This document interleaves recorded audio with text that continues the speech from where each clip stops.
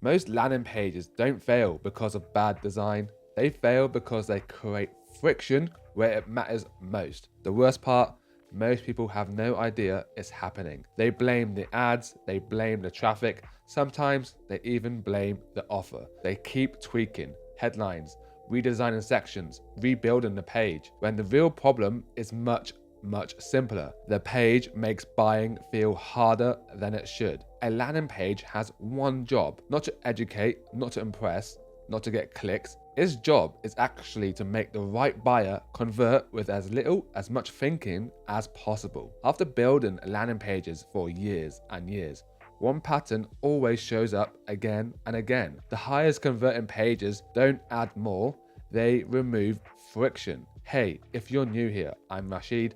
I'm a growth marketer obsessed with conversion systems, and in this video, I'm going to show you what actually matters on a landing page, what quietly kills conversions, and how to structure pages so the decision to buy feels effortless. Let's break it down. So what actually matters most on a landing page? A landing page has one job, like I said, reduce friction and get the right buyer to convert. Not browse, not explore, not learn more.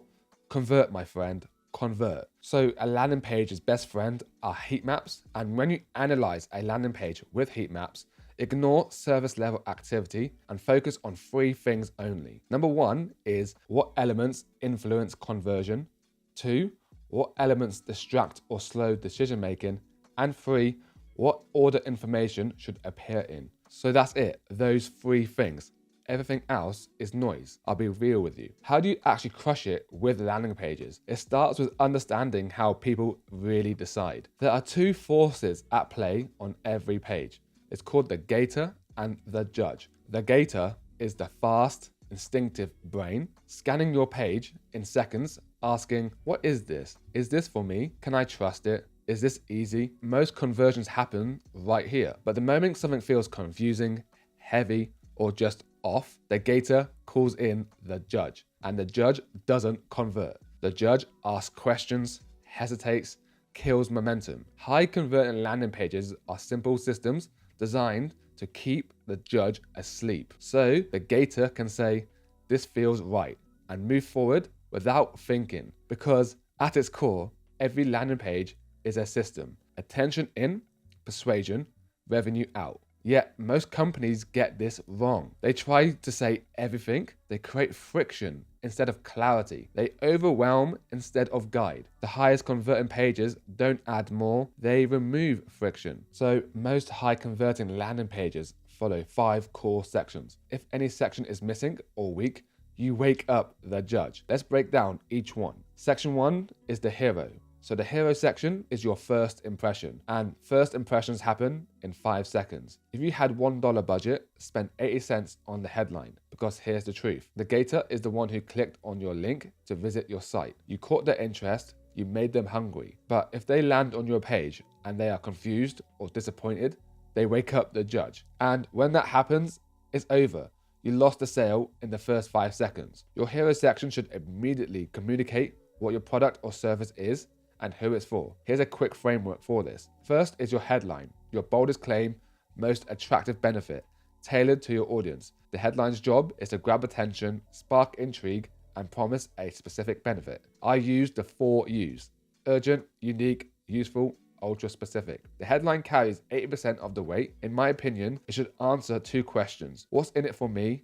And so what? The subheadline is next, which is where you elaborate on the headline and lead into the CTA. This is the bridge. It clarifies the headline and guides visitors towards action. Next is the creative visual. Show your product or service in action with an image, GIF, or video. No stock photo, no generic illustration. Show the actual product or service or outcome. And finally, on the hero section is the call to action, which is a concise incentive, just a simple button. Make it clear what happens next when they click, whether it's to learn more, start a free trial, book a demo, get a guide, or whatever. And below the CTA, just add the logos of well-known customers to build trust, or anything that you think will build trust, like reviews or star ratings. At the end of the day, one good hook is worth more than thousands of words of masterful copy. If your hero section doesn't pass the 5-second test, nothing else matters. So that is section 1, the hero section. Section 2 is the old way. This is where most people screwed it up. They nailed the hero section, then they jump straight to features. Here's what a product or service does, right? Wrong. You really do need the old way section first. It's a typical problem, agitate, solution section, okay? You need to agitate the pain before you offer the solution.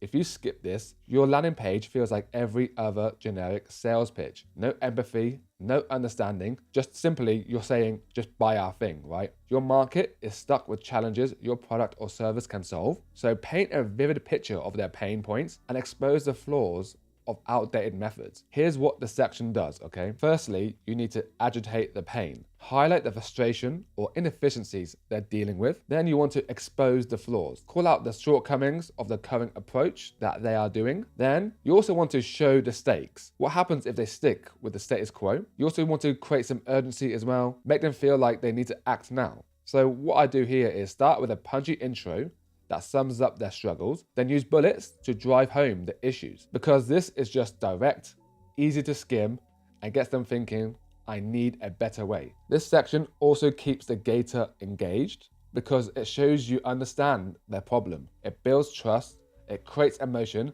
and sets up the transformation, which leads to section 3, the new way. So this is where obviously you show the transformation. This is the meat of your pitch. First, fixes their problem, eliminate frustrations you just highlighted. Also, you want to show how it creates real change, okay? Describe the transformation they will experience. You also want to show how it delivers measurable results. Share specific outcomes aligned to their goals. You also want to connect each feature you have to a clear benefit because this helps answer potential objections up front. Again, with this one, similar to the previous section, start with a short intro paragraph positioning your product as the answer, then use bullets to spotlight benefits and outcomes. Again, like the other section, it should be easy to skim and immediately impactful. And with this section, here's a quick checklist of how to do it. First, you start with the benefits, focus on what your offering actually does for the customer. It should answer what's in it for me. Then you want to highlight life or business improvements, customer-centric gains, then features, okay? Outline the specific capabilities and technical aspects of your product or service while connecting them back to the benefits whenever possible. For example, you want to cover technical capabilities, product specifications, functionalities, or core components. Keep the descriptions clear and avoid unnecessary jargon, okay? That's really important. And lastly, for this, you also want to show how it works, okay? Provide a simple overview of how your product or service functions. Focus on process clarity, visual steps, action points. Again, use scannable headings instead of long paragraphs and include CTAs for users ready to move forward. This section is where you show the transformation, right? Old way equals pain, new way equals transformation. Make it clear, make it visual, make it easy to understand. And with this, right, it doesn't have to be forced into one section. Try splitting it into 2 sections, right? And that's how it usually works best. I would say start with an intro to the solution as one section and how it works as another. So this leads to section 4 is evidence. This is where you prove it works, right? Social proof builds trust and shows how your solution works. Without this section, the judge, like I said before, wakes up and sounds good, but does it actually work? Again, you need evidence. Here are 3 types. First is customer reviews. Share glowing reviews with specific benefits and outcomes from third-party platforms. Testimonials, again, use quotes or snippets from happy customers or experts to build authenticity. You know, video testimonials work even better. Real people, real results. And lastly, case studies. You know, share real-world examples of clients who've overcome challenges and achieved measurable results. And with this section, what really helps is before and after, you know, problem, solution, you know, add numbers and outcomes. Numbers grab attention. Again, people tend to skim and stats make them stop. The more you can highlight, the better. Without strong social proof, potential customers may hesitate, limiting your leads and conversions. And this section keeps the gator calm. It says, other people like you have done this and succeeded. You can too. So that's section 4, which is evidence. The last section is call to action. Here is where you have to make this easy. Effective call to actions deliver value without pressure or risk.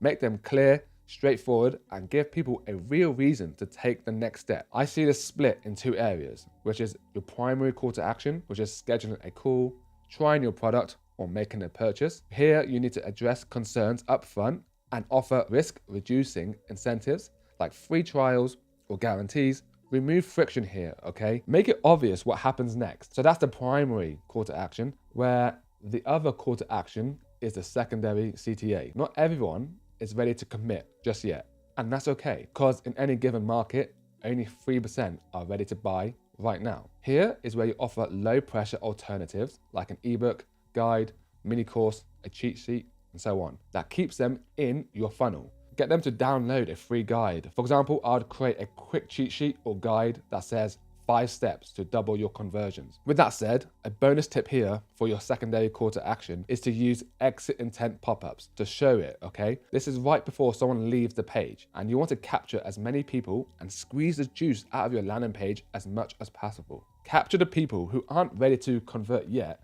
but might be in the future. This is where the gator says, okay, I'm in. What do I do? Make it easy as possible. Make them say yes. With that said, that's the 5-section framework. Hero, old way, new way, evidence, and call to action. Follow this structure and you'll keep the gator in control and the judge asleep. Now, that framework gives you the structure, but there's one section out of the 5 that matters more than all the others combined, which is the hero section. Because if you don't hook visitors in the first 5 seconds, they'll never see the rest of your page. If you want to nail your hero section, watch this video next and I'll see you there.